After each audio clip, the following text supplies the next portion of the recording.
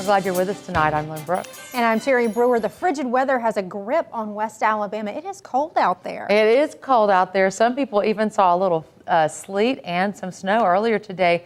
But what about tonight? What can we expect? Chief Meteorologist Richard Scott has been watching everything. He's got the answer.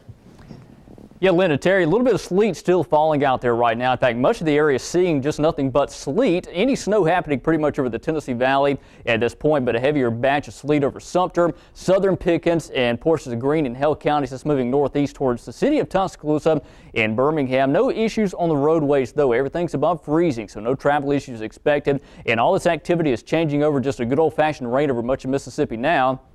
That will continue, though, to spread off towards the east. We're going to get a lot of rain tonight, and temperatures are well above freezing, 42 in Tuscaloosa. You say, how can we see wintry weather with temperatures like this? Well, it all depends on what's happening above the surface. Temperatures are much colder just off the ground, so that's allowing some of that wintry weather, frozen precipitation to reach the surface through about 10 o'clock tonight. Again, 37 degrees where we fall to. Temperatures rise after that. In fact, upper 30s are likely at the midnight hour. What about the rest of that forecast, though, and your weekend forecast? Your forecast is coming up. Thanks a lot, Richard. And one way to warm up is to get close to the one you love. And speaking of love, the countdown is on to Valentine's Day. A reminder, in case you've forgotten, this year you can order flowers for your special someone and lend a helping hand at the same time. The Tuscaloosa Flower Shop is hosting a fundraiser. It's called Hearts on Fire, and proceeds benefit Arts and Autism. That's an after-school program for children with autism. Sarah Morrison told WVUA this is the second year for the fundraiser, and last year they raised more than $3,000. Well, the way that it'll work is all the deliveries that are made on Valentine's Day will be delivered by the firemen. They're donating their personal time to come in and work with us, and then we'll donate the delivery charges to the Tuscaloosa Arts and Autism program. For more information about Hearts on Fire for Arts and Autism, just call 205-758-3065 or go to WVUATV.com and click numbers and links. Well, Tuscaloosa florists are hard at work today preparing for one of their biggest days of the year. Now, customers have more than just the flower shop down the street to choose from.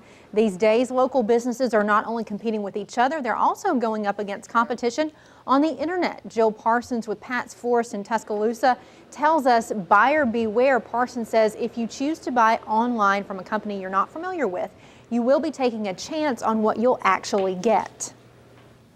Basically the same amount, and here's the deal: you get what you pay for. If you spend $19.95 online and you think you're getting a good deal, well, guess what? You're going to get $19.95 worth of flowers, and they may be alive, they may not. You never know. It's always good to know what you're going to get. And Parsons says if you've put off shopping for your Valentine to the last minute, there are still gifts out there for your loved one. New at 5, dropping off that bag of trash on the side of the road in Tuscaloosa County could soon cost you some cash.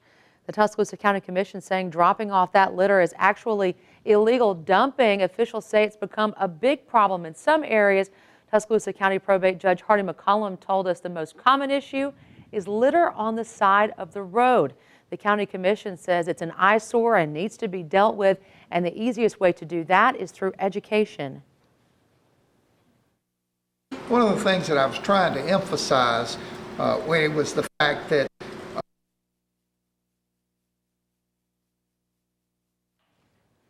And McCollum says the commission will hold more discussions before they take any action.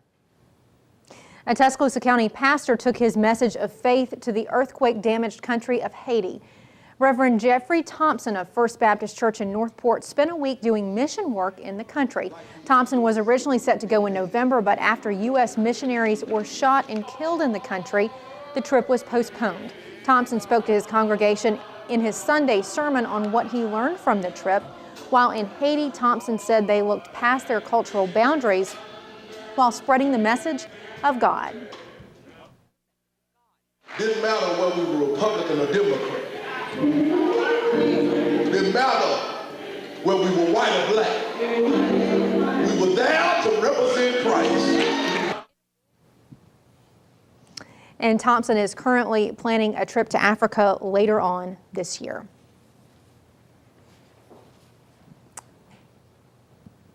And the latest now on the death of the Queen of Pop, Whitney Houston. The music icon was found dead Saturday in a Beverly Hills hotel at the age of 48. According to Beverly Hills Police, Houston was found underwater and unconscious Saturday afternoon. Police say the singer was pulled from the tub by her staff and hotel security was notified immediately.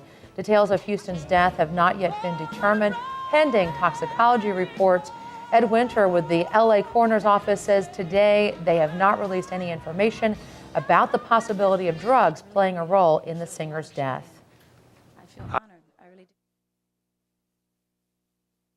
At the hotel, and at no time did I discuss prescription meds or the drowning issue. I don't know the detective. And the music industry celebrated the best in music business Sunday night, but the yearly award show was somber in the wake of Whitney Houston's death on Saturday. Sandra Endo has more from Los Angeles, where Houston's peers paid tribute to the Queen of Pop. Hearts were heavy at the Grammy Awards on a night to celebrate the best the music industry has to offer.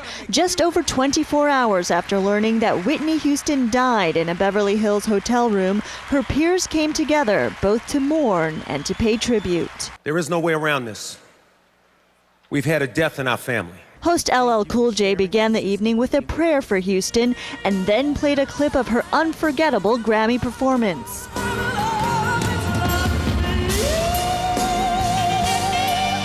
Later in the evening, Jennifer Hudson performed the same song in a tribute to the singer who died Saturday. We'll always love